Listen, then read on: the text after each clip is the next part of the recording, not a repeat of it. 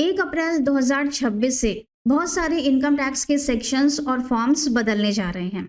आज की वीडियो में हम लोग ऐसे ही एक सेक्शन के बारे में जानने वाले हैं जिसमें कि सीनियर सिटीजन्स को आईटीआर फाइलिंग की रिक्वायरमेंट नहीं रहती है। इस सेक्शन के अंदर जो कंडीशंस बताई गई हैं, अगर आप उन कंडीशंस को फुलफिल कर रहे हैं तो आपको आईटीआर भरने की रिक्वायरमेंट नहीं होगी।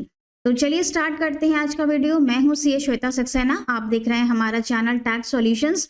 वीडियो अगर आपको अच्छा लगे तो एक लाइक जरूर कर दीजिएगा और अगर हमारे चैनल पर पहली बार आए हैं तो इसे सब्सक्राइब कर लीजिएगा। तो यहाँ पर हम बात करेंगे टैक्स ईयर 26-27 के लिए। आईटीआर फाइलिंग हम तब करते हैं जबकि हमें कहीं से कोई इनकम अर्न हो रही है और वो हमारी बेसिक एग्जेम्पशन लिमिट के ऊपर है, जैसे कि सैलरी हो सकती है, पेंशन हो सकती है, हाउस प्रॉपर्टी से कोई इनकम हो सकती है जैसे कि रेंटल इनकम, कैपिटल गेन्स की इनकम हो सकती है, अगर हमने शेयर्स या म्यूचुअल फंड्स सेल आउट किए हैं उससे हमें गेन हुआ है या लॉस हुआ है, या फिर प्रॉपर्टी का गेन या लॉस भी हो सकता है। अगर हम कोई बिजनेस करते हैं वहां पर हमें प्रॉफिट या लॉस हुआ है, अगर हम कोई प्रोफेशन में हैं जैसे कि लॉयर, सीए, डॉक्टर, या फिर कोई अदर सोर्सेज की भी हमारी इनकम हो सकती है जैसे कि बैंक इंटरेस्ट मिल रहा हो, डिविडेंड मिल रहा हो। इन 5 हेड में से अगर कहीं से भी आपकी कोई इनकम रिसीव हो रही है तो आईटीआर फाइलिंग मैंडेटरी होती है। लेकिन इनकम टैक्स एक्ट क्या बोलता है कि अगर आप बेसिक एग्जेम्पशन लिमिट से कम कमा रहे हैं तो आपको जरूरत नहीं होती है अपनी इनकम टैक्स रिटर्न फाइल करने की। तो बेसिक एग्जेम्पशन लिमिट कितनी होती है? ओल्ड टैक्स रिजीम में फाइलिंग करते हैं तो बिलो 60 ईयर्स के लिए बेसिक एग्जेम्पशन लिमिट 2.5 लाख रुपए की होती है। इस लिमिट तक आईटीआर फाइलिंग की जरूरत नहीं होती है। फिर सीनियर सिटीजन्स के लिए 3 लाख की बेसिक एग्जेम्पशन लिमिट होती है और सुपर सीनियर सिटीजन्स के लिए 5 लाख बेसिक एग्जेम्पशन लिमिट होती है। अगर इस लिमिट के अंदर आप आते हैं तो आईटीआर फाइलिंग आपके लिए जरूरी नहीं होती है। और अगर आप न्यू टैक्स रिजीम में फाइलिंग करना चाहते हैं तो सभी लोगों के लिए 4 लाख रुपए बेसिक एग्जेम्पशन लिमिट होती है। ये हमने एक जनरल ओवरव्यू ले लिया कि income tax act ITR filing के बारे में क्या कहता है। अब हम अपने पर्टिकुलर सेक्शन की तरफ चलते हैं जिसमें कि सीनियर सिटीजन्स को एग्जेम्प्ट किया गया है आईटीआर फाइलिंग से। तो सबसे पहले हम ये देखते हैं कि सीनियर सिटीजन्स कितने प्रकार के होते हैं। तो हमारा income tax act senior citizens को 3 कैटेगरीज में डिवाइड करता है। पहली कैटेगरी है senior citizens 60 years and above. दूसरे होते हैं सुपर सीनियर सिटीजन्स जो कि 80 साल से ऊपर हो चुके हैं, उन्हें सुपर सीनियर सिटीजन्स कहा जाता है और इनके लिए इनकम टैक्स एक्ट में कुछ अलग प्रोविजंस होते हैं जो कि सीनियर सिटीजन्स को नहीं मिलते हैं। और इसके बाद एक तीसरी कैटेगरी भी आती है, ये होते हैं स्पेसिफाइड सीनियर सिटीजन्स। ये वो होते हैं जो कि 75 इयर्स एंड अबव हैं। अब इन्हें स्पेसिफाइड सीनियर सिटीजन्स इसलिए बोला जाता है क्योंकि इनके ऊपर कुछ स्पेसिफिक कंडीशंस एप्लीकेबल हैं। अगर ये उन कंडीशंस को फुलफिल करते हैं तो फिर इनके लिए आईटीआर फाइलिंग मैंडेटरी नहीं होती है। तो आज के वीडियो में हम जो सेक्शन डिस्कस करेंगे वो होगा स्पेसिफाइड सीनियर सिटीजन्स के लिए कि कौन सी कंडीशंस हैं, अगर वो फुलफिल होंगी तो आप आईटीआर फाइलिंग से बच जाते हैं।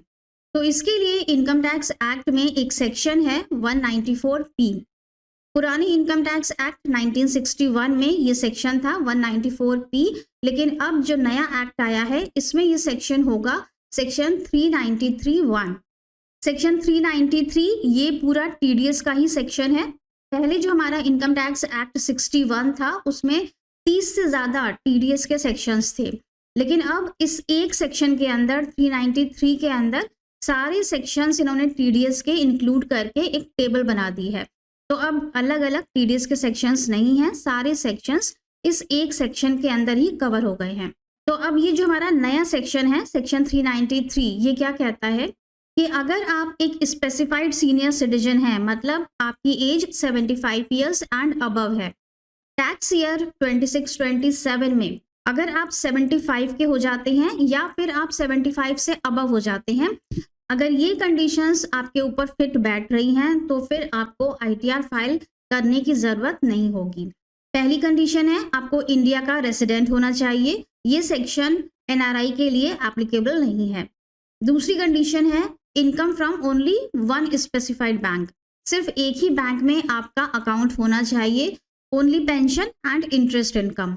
आपकी सिर्फ 2 ही इनकम होनी चाहिए, एक तो आपको पेंशन मिल रही हो और दूसरा आपको इंटरेस्ट इनकम अर्न हो रही हो, और ये इंटरेस्ट इनकम भी आपकी सेम बैंक के अंदर ही आ रही हो। अगर पेंशन नहीं है आपकी तो सिर्फ इंटरेस्ट इनकम हो और वो एक ही बैंक से आ रही हो, किसी दूसरे बैंक में आपका कोई भी अकाउंट ना हो, तो फिर सेक्शन 194P एप्लीकेबल हो जाएगा, जिसका कि नया नाम है सेक्शन 393 सबसेक्शन 1।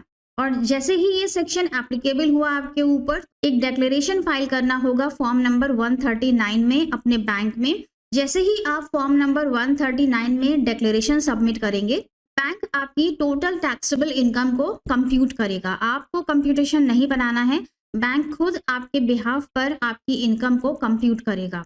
और अगर आपकी इनकम के ऊपर कोई भी टीडीएस बनता है तो आपका प्रॉपरली टीडीएस डिडक्ट करेगा और डिपॉजिट करेगा गवर्नमेंट को।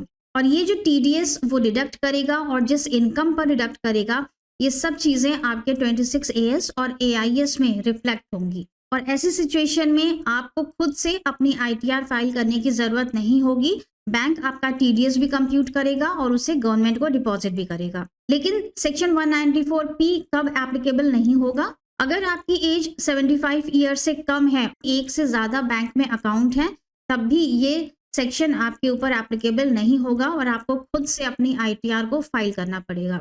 Any income other than pension and bank interest, अगर कोई और इनकम भी आपकी है, जैसे कि रेंटल इनकम आ रही है हाउस प्रॉपर्टी से, या आपको कोई कैपिटल गेन हुआ है, लॉस हुआ है, या फिर अदर सोर्सेज से आपकी कोई और इनकम है, बिजनेस इनकम है या प्रोफेशन इनकम है, तब भी ये सेक्शन आपके ऊपर एप्लीकेबल नहीं होगा।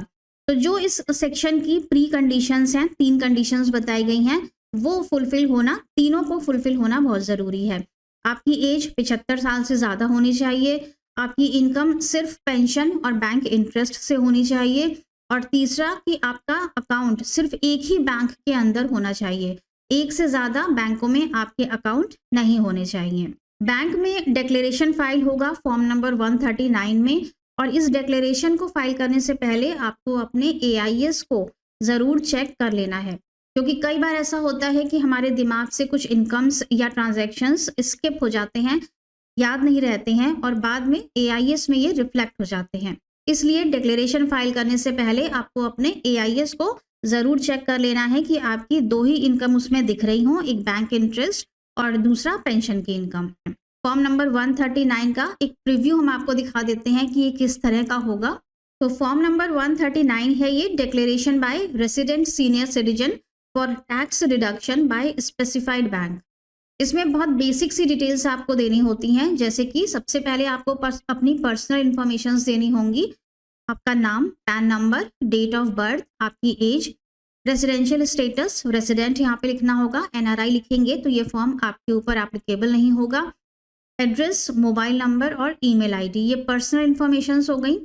फिर है बैंक की डिटेल्स, तो name of the bank, branch कौन सी है, इसके बाद आपका अकाउंट नंबर, या फिर आपकी पेंशन आती है तो पेंशन का account number.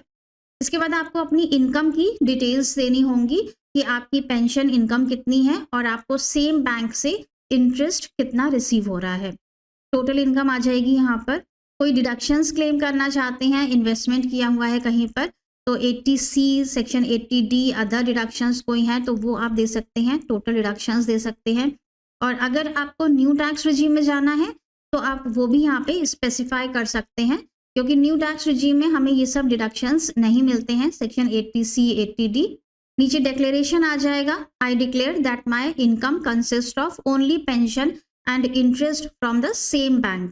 I request the bank to compute my total income and deduct tax accordingly under the applicable provisions. Declaration file करने के बाद बैंक आपकी टैक्सेबल इनकम कंप्यूट करेगा, आपका TDS डिडक्ट करेगा और गवर्नमेंट को डिपॉजिट करवा देगा। यहाँ पर आपका सिग्नेचर आ जाएगा, डेट आ जाएगी, और ये 6 पार्ट हमारा वेरिफिकेशन बाय बैंक का होगा, जो कि बैंक के ऑफिसर्स फाइल करेंगे। तो ये था हमारा सेक्शन 194P, जो कि पुराने एक्ट में था, और नए एक्ट में इसका नाम हो जाएगा सेक्शन 393 सबसेक्शन 1।